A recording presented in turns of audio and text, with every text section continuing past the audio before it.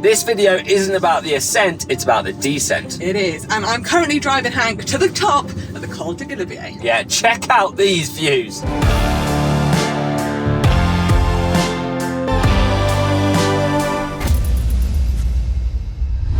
We've made it to the top of one of the most iconic climbs in Tour de France history, the Col du Galibier, standing tall at 2,642 metres.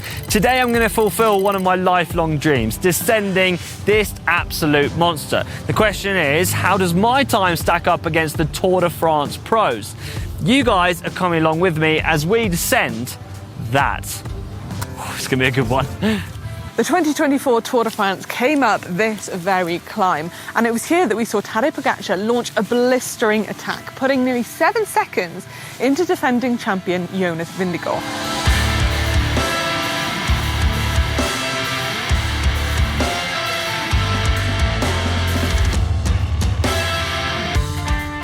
But it was on the descent that Tadej opened his gap up even more to nearly 30 seconds. And some say it was because of the extra kilos that Tadej had, or some say it could have been because Jonas was riding a one-by. But to find out just how fast they were riding, Hank is going to take on the descent for himself. I'm just going to watch from afar on this one. Right, Manon, Tadej Pogačar did this very descent in 15 minutes and 35 seconds, averaging over 64k an hour over the 15 kilometres. Do you reckon I'm going to do it? I'll be honest, Hank. Tadej, he was racing the Tour de France. The yellow jersey was at stake. A stage win was at stake. He had closed roads. He's done this descent before. He knows what he's doing. You, on the other hand, you know what you're doing, but you're not in the Tour de France. Yeah. You haven't got closed roads. It's a little bit of a different situation, but you are a good descender. I think you might be a bit slower, though. I think I'm going to be slower, and yeah, I'm not going to take crazy risks. I'm not going for the Tour de France. It's just not worth it, is it? But I'm really going to be interested to see how fast I can get, what top speed I'm going to hit, because they were hitting around 110 kilometers per hour, but in a safe way. Yes. Just before the start, heading down 18 kilometers to Voilois. Here goes nothing. You ready? 3, 2, 1.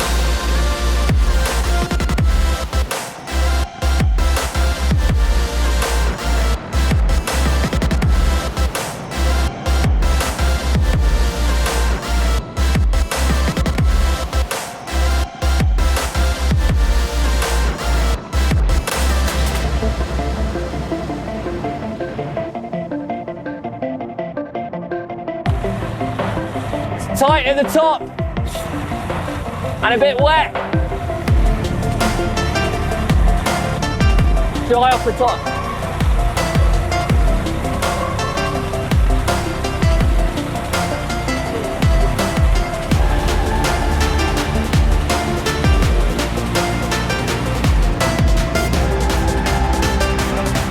Got a tight corner. This is where Pogačar and Jonas just held.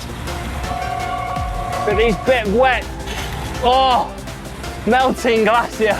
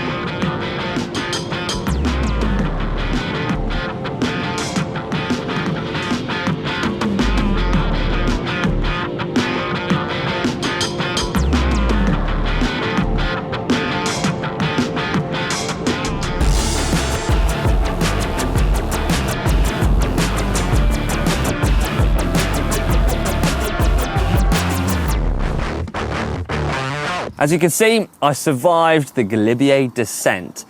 Now, I finished at the Valois sign, the start of where it starts to get busy. And because there was, basically I didn't have closed roads and I didn't want to risk going flat out through town with a lot of traffic and bike riders, that's where I decided to stop. But actually in the Tour de France, they race all the way down into the middle of town. But my time was 16:12, and I think you can add a minute on for that last little bit. So if you're looking at it between the Tour de France riders and mine, I'm going to say I did it in 17:12 when they were doing it in 15:32.